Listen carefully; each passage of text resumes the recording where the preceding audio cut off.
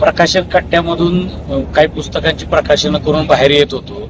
त्याच दोघा तिघा हल्लेखोरांनी माझ्या डोळ्यामध्ये केमिकल सारखं काळी गोष्ट काहीतरी घातली आणि त्यांच्याकडे धारदार शस्त्र सुद्धा होती आणि त्यांनी संमेलन उधळून लावू, संमेलन होऊ देणार नाही आणि तुम्हाला संपवू अशा प्रकारची भाषा तिथं वापरली. फक्त हल्लेखोरांचा माझा काही फारसा संपर्क नाही किंवा आधी काही मला कुठला इशारा आलेला नव्हता. संमेलन उधळून लावण्याच्या धमक्या पूर्वीपासून येत होते, विश्वास पाटील अध्यक्ष झाल्यापासून. पण पोलिसांनी प्रचंड काळजी घेतली होती, त्यामुळे असं काही घडेल असं वाटलं नाही. आता सुद्धा पोलिसांनी एका हल्लेखोराला ताब्यात घेतलेलं आहे आणि पोलीस त्याचा योग्य तपास करून हल्लेखोरांना शासन करतील अशी मला खात्री वाटते.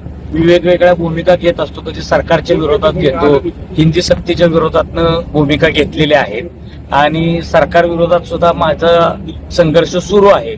मराठी भाषेसाठी लढणारा मी कार्यकर्ता आहे. हिंदी शासनानं लादू नये किंवा साहित्य संस्थांमध्ये सरकारी हस्तक्षेप असू नये अशा भूमिकेतून माझी लढाई सुरू आहे.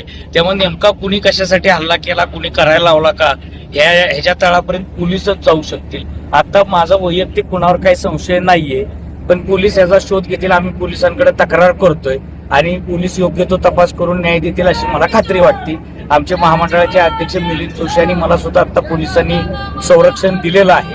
पण काही झाले, प्राण गेले तरी चालतील, मराठीच्या बाबतीत आपण तडजोड करणार नाही आणि साहित्य आणि मराठीची सेवा करत राहू. त्यासाठी प्राणाचा त्याग करावा लागला, कुणी जीव घेतला तरी आम्ही काही कशाची काळजी करत नाही.